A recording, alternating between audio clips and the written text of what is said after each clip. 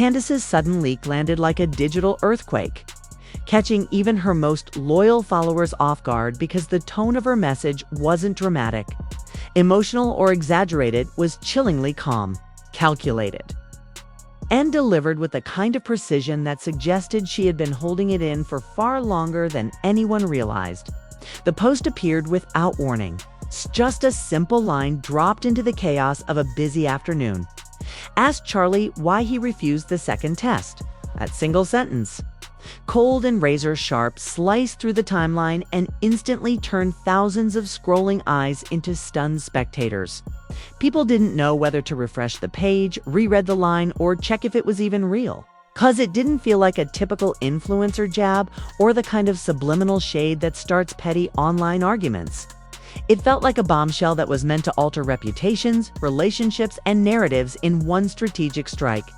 Within seconds, screenshots of her post spread across platforms, captioned with disbelief, confusion, and immediate speculation.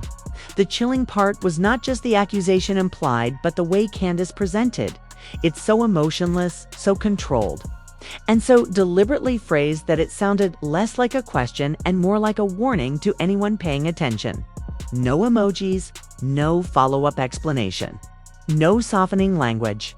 Just a single icy directive that pointed directly at a secret she clearly believed Charlie was hiding. People who had followed both of them for years instantly recognized that this wasn't an impulsive outburst or a messy feud going public. It felt like the release of a truth held back through private conversations, buried arguments, and attempts at resolution that had finally failed. The shock came not only from the content, but from the timing, because there had been no public signs of conflict leading up to this moment. No gradual escalation that hinted at trouble. No back-and-forth drama for spectators to warm up to. Instead, Candace had chosen a moment of complete silence to detonate a sentence heavy enough to create a storm on its own. People immediately began questioning the context. What test? Why a second one? And what would make Charlie refuse something that sounded so serious? The phrasing suggested this wasn't a theoretical accusation. It was something that had already happened, something with evidence, something she was daring him to explain. The post carried the weight of certainty, the tone of someone who no longer cared about the consequences of exposing the truth, and the precision of someone who knew exactly how many people would see it and what they would do with it.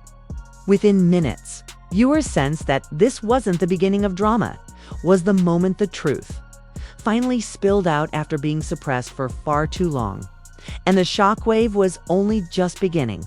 As soon as Candace's bombshell hit the internet, theories erupted at a pace that even the fastest commentary pages struggled to keep up with. Because the wording of her message opened far more questions than answers and pushed the public straight into detective mode.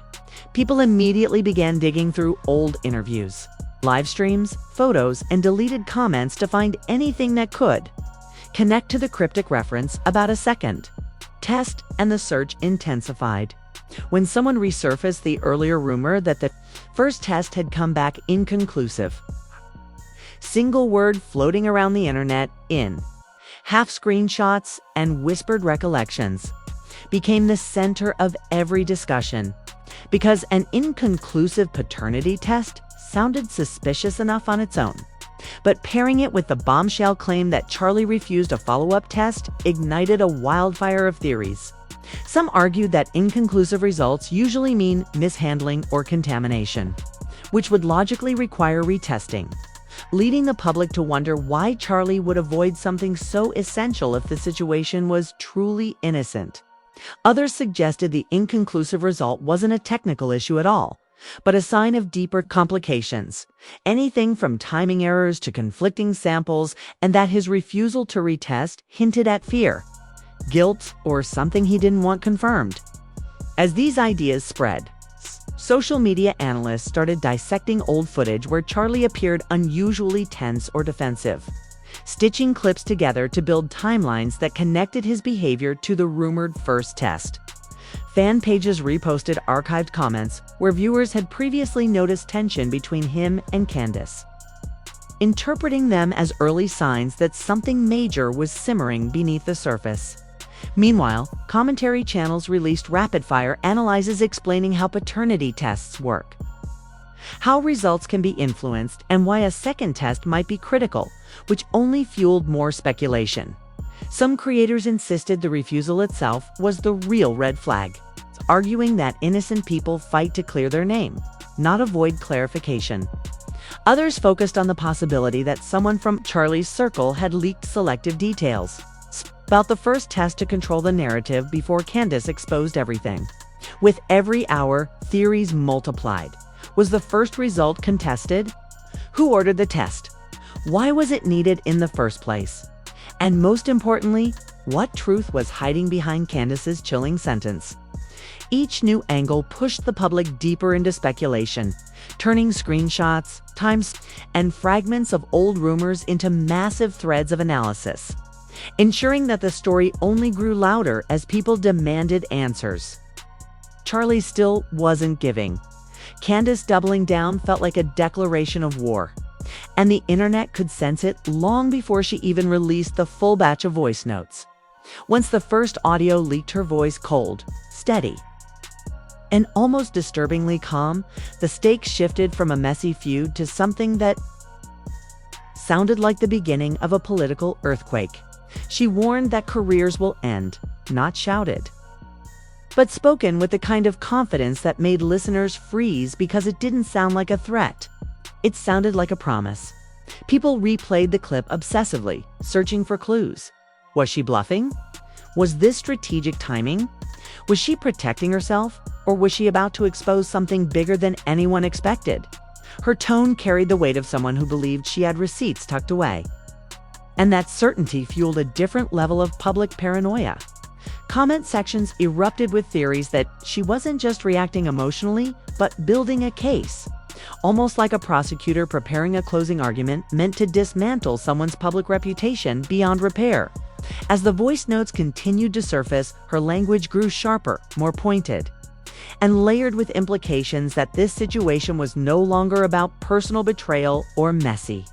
Private tension, it was about integrity, public trust, and secrets that had been protected for too long. Influencers began stitching the audio, analysts broke down her phrasing, and every word she used became part of a larger puzzle the public desperately wanted to solve. What made everything feel more intense was the shift in her pacing, the pauses, the emphasis, the eerie calm between sentences. It made listeners feel like she wasn't reacting to the drama, she was controlling it. And with each new clip, the stakes escalated, morphing the situation into a looming showdown with consequences nobody could fully predict. By the time the last note leaked, the internet understood one thing: Candace wasn't backing down. And whatever she was hinting at sounded far bigger than a private dispute. It felt like she was preparing to expose a truth that could shatter more than just one person's carefully crafted public image. The backstory began long before the public ever caught the slightest hint of tension, rooted in a private message that would later become the center of every theory, every accusation, and every unraveling detail. That message, the one quietly mentioning the child, wasn't dramatic or emotional. It was short, strangely formal, and written with a level of seriousness that made it stand out even before the screenshots spread like wildfire. According to those who claimed to have seen it early, Charlie's reaction was instant and severe.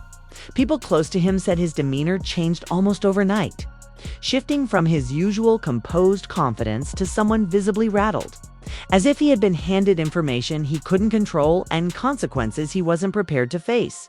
Staff members from his team, speaking anonymously, described the atmosphere in those first 48 hours as tense and unpredictable. Meetings were suddenly canceled without explanation, schedules rearranged, and there were moments, brief but noticeable, where Charlie seemed lost in thought in a way that worried the people around him. One staffer said he kept stepping away to take calls, whispering urgently, pacing hallways, and returning with the blank stare of someone who had just been told the ground beneath him was not as stable as he believed.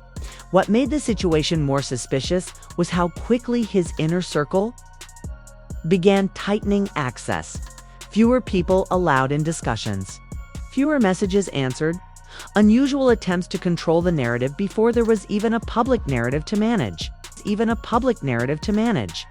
The dominoes started falling slowly at first. Rumors of frantic phone calls, attempts to verify old timelines, and quiet conversations that sounded like damage control. Then came the moment that triggered real panic, a whisper that the message mentioning the child wasn't new, that it had been quietly circulating among a very small group long before Candace ever brought it to the surface. That revelation shifted everything. The story was no longer about a sudden accusation. It was about something that may have been brewing privately for far longer. Something that only exploded once the wrong person decided to speak. People who had interacted with Charlie in the days following said he looked exhausted, as if the pressure was stacking faster than he could respond to it. Meanwhile, staff observed subtle but telling changes, guarded conversations behind closed doors, rapid legal consultations, unusual requests to double-check old communications. It felt like everyone around him sensed a storm was coming, and each small attempt to control the situation only made the fallout more inevitable. By the time the message became public knowledge, the dominoes were already halfway to the ground, and Charlie's panic was no longer private. It became part of the narrative itself, shaping the way the world interpreted every detail that followed. The demand for the test didn't come out of nowhere. It arrived after days of lawyers exchanging sharp emails, timelines being dissected frame by frame, and a growing mound of evidence that showed Charlie and the woman in question had been in the same city at the same time, something he had initially denied with complete confidence. The legal teams approached the situation like a chess match, each move intentional, each question designed to corner him into acknowledging what the digital trail already suggested. Hotel logs, event photos, timestamps from rideshare receipts, and even backstage staff confirmations painted a picture that was too aligned to dismiss. When Candace first pushed the issue publicly, Charlie's team tried to soften the blow by framing it as a misunderstanding, claiming overlap in cities did not mean interaction. But the more the timeline tightened, the weaker that argument became. Internally, sources said Charlie was adamant, at first swearing he had nothing to do with this and insisting there was no need for a test because the allegation itself was impossible. But as the evidence stack grew taller and the narrative shifted beyond his control, that certainty began to crack. Lawyers began advising him that refusing outright would only make the situation look worse, especially with how aggressively the public was dissecting every detail. People online noticed inconsistencies in his earlier denials, screenshots that didn't match, and meetings that suddenly sounded suspiciously timed. His hesitation became its own talking point, fueling a wave of commentary questioning why he wouldn't just take the test if he genuinely had nothing to hide. The turning point came when one of his own advisors reportedly told him that the optics were spiraling beyond repair and the cleanest path forward was to agree. That was when Charlie's tone shifted. Instead of doubling down, he pivoted toward reluctant cooperation, framing his decision as an attempt to end the rumors once and for all. Even then, those close to him said he looked uneasy, as if he already knew the situation wasn't as straightforward as he'd publicly insisted. The agreement to test wasn't triumphant. It felt pressured, strategic, and almost backed into a corner. His team pushed the narrative that he was complying voluntarily, but the internet knew better. This was less about willingness and more about survival. By the time the test was officially scheduled, the public had already made up its mind on what his hesitation meant. And the story had grown into something far bigger than a simple request for truth. His agreement didn't calm the storm. It confirmed there was a storm worth. Questioning Erica's early involvement became one of the most controversial elements of the entire situation because of how quickly she stepped into the shadows behind Charlie, whispering reassurance when he was spiraling and telling him, according to multiple sources, "Don't worry, it'll be handled." That one sentence raised eyebrows even before the public knew the full timeline, because it implied she wasn't shocked, confused, or trying to understand what was happening. She was comforting him like someone who already knew the stakes and possibly the truth. When the first test came back inconclusive, the internet immediately questioned how a test meant to resolve everything could conveniently produce no clear answer. Instead of pushing for clarity, people claimed Erica was encouraging Charlie to move quietly, suggesting that drawing attention to the test results would give the story life. From the outside, this looked like a textbook attempt to bury a situation before it became unmanageable. Then came the subtle patterns. Sudden avoidance of direct statements. Their teams issuing vague responses that didn't address specifics. And a clear shift toward controlling the narrative rather than confronting the facts. Fans noticed that Erica was often the first person to deflect questions, steering conversations away from the topic and insisting everything was blown out of proportion despite the mounting evidence. Her unusually calm demeanor created suspicion. Was she confident because she believed Charlie? Or because she was part of the behind-the-scenes effort to contain the fallout?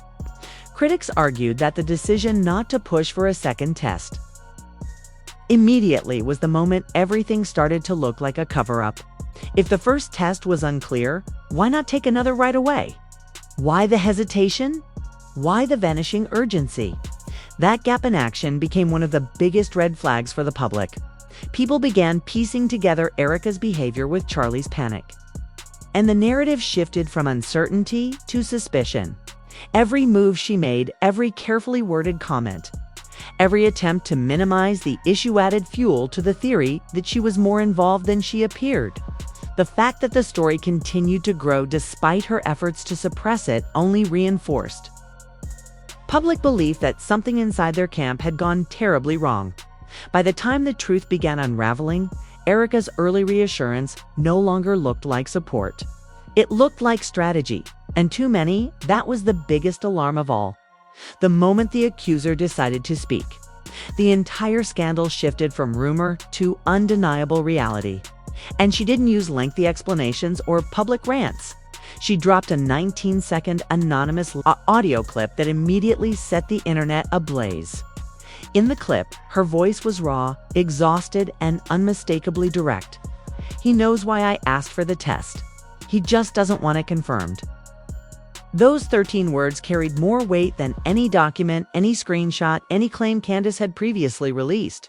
The audacity of releasing such a short but piercing audio created a perfect storm. It was concise, emotionally charged, and undeniable, leaving no room for ambiguity or spin. Within an hour, she followed up with a series of screenshots, revealing message threads allegedly sent months prior to the demand for the DNA test. Each timestamp meticulously aligned with previous evidence about the timeline. The tone in the messages was controlled but simmering with fury, indicating she had reached her breaking point and was done being silenced. In one pivotal message, she wrote, "If you won't acknowledge what happened, then you leave me no choice." A warning that was both chilling and explosive, foreshadowing the upheaval to come. Charlie's non-response was consistent with his pattern: silent, defensive, and evasive. But now the silence carried a heavier consequence because the evidence was coming directly from the source, not filtered through staff, advisors, or social media speculation. Every line, every timestamp, and every omitted response formed a narrative that exposed the cracks in Charlie's carefully constructed public persona. Social media erupted immediately, with every theorist gossip page and political watcher dissecting the clip and screenshots for meaning, connecting dots between old events, previous statements, and the first inconclusive test. People began comparing the audio to Candace's leaks, realizing the timeline wasn't coincidental and that there was coordination in the narrative being revealed. The combination of her controlled fury, meticulous documentation, and the audacity of making the messages public elevated the scandal from internal drama to a story with viral traction. Audiences could no longer ignore the evidence or dismiss it as hearsay. It was there, undeniable, and strategically released to maximize impact.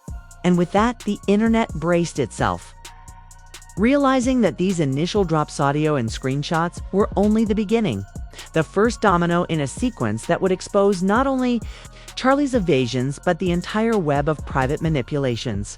Behind the scenes, the first seismic shift came when the accuser dropped a single photograph, a mirror selfie in a hotel hallway. Taken years ago, but on the exact weekend she claimed the encounter with Charlie occurred. In the reflection, Charlie was unmistakably visible standing behind her. Not posed, not smiling, not performing for the camera, but merely present. Frozen in the frame in a way that made denial impossible. Every detail in the image, the lighting, the angle, the corridor number.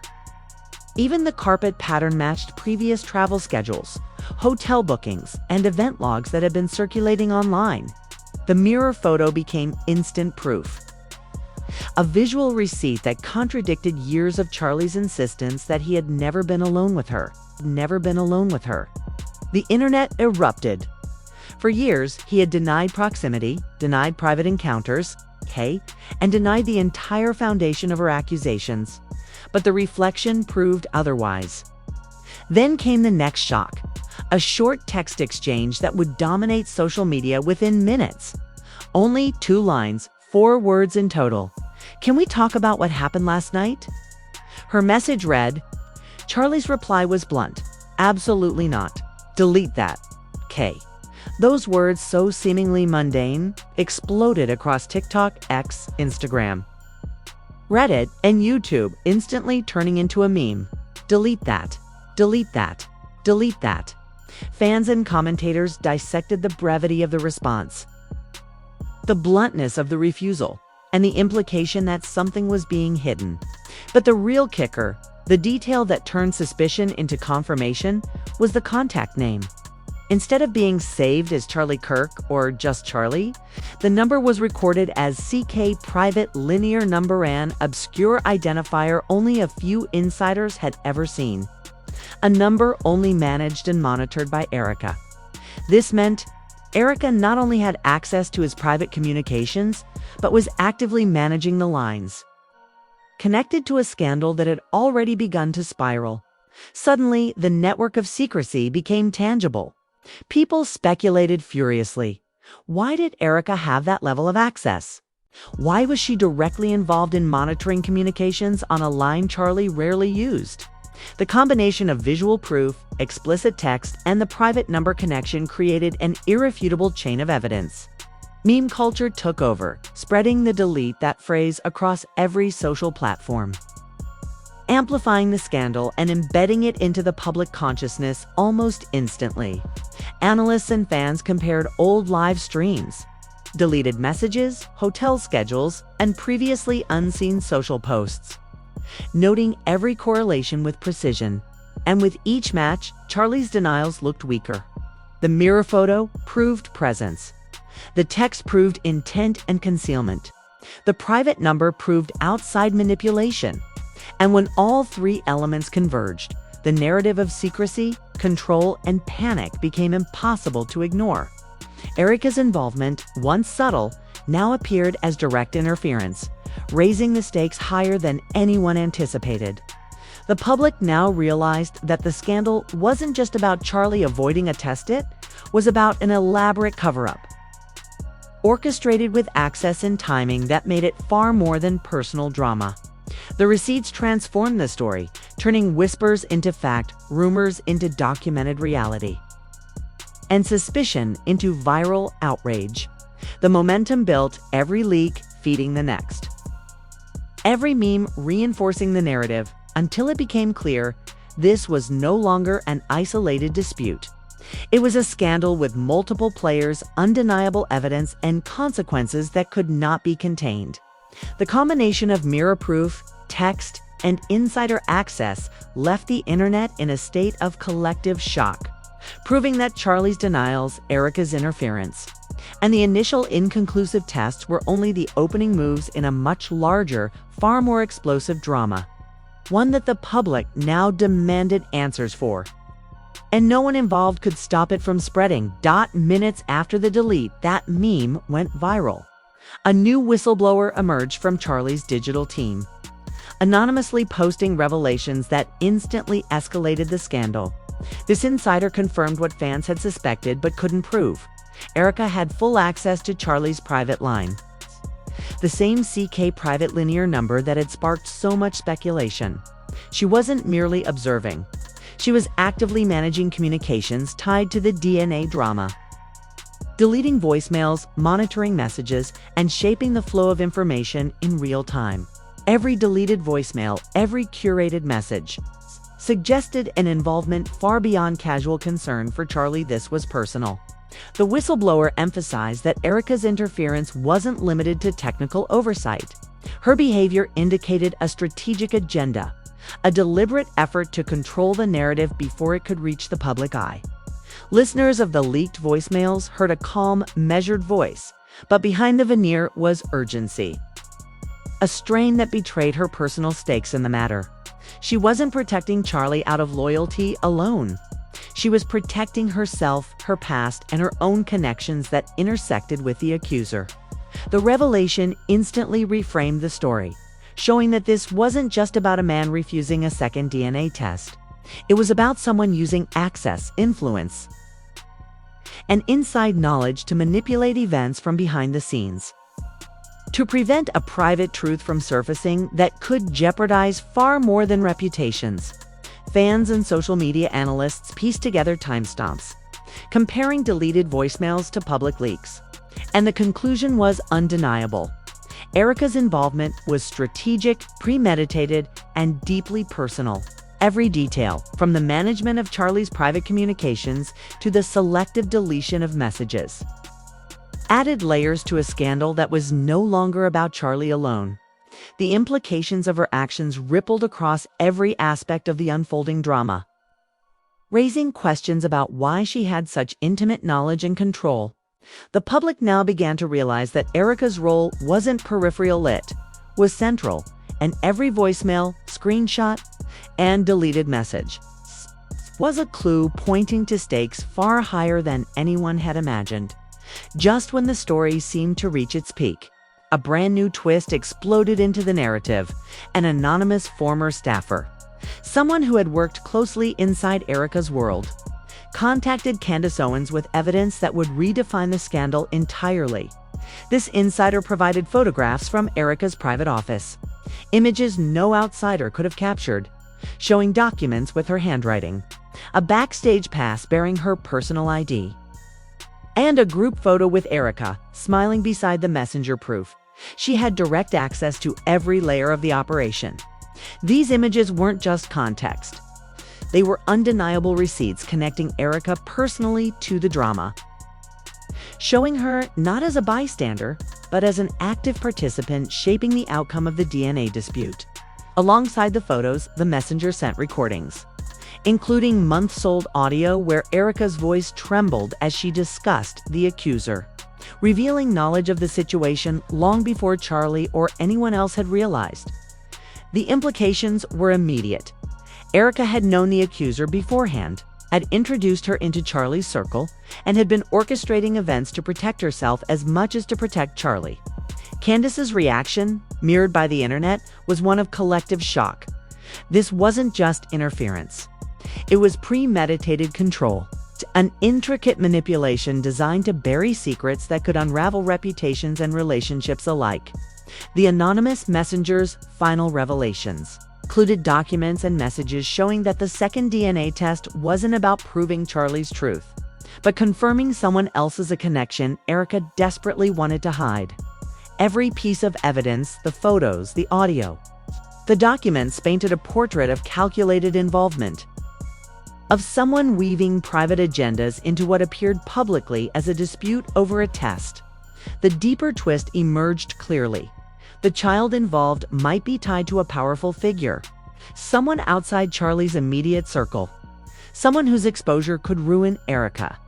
The messenger detailed how Erica used Charlie as a shield, carefully manipulating interactions, suppressing the second test, and controlling communications to prevent the truth from surfacing. Candace now held the bombshells, but the internet was left with a cascade of questions.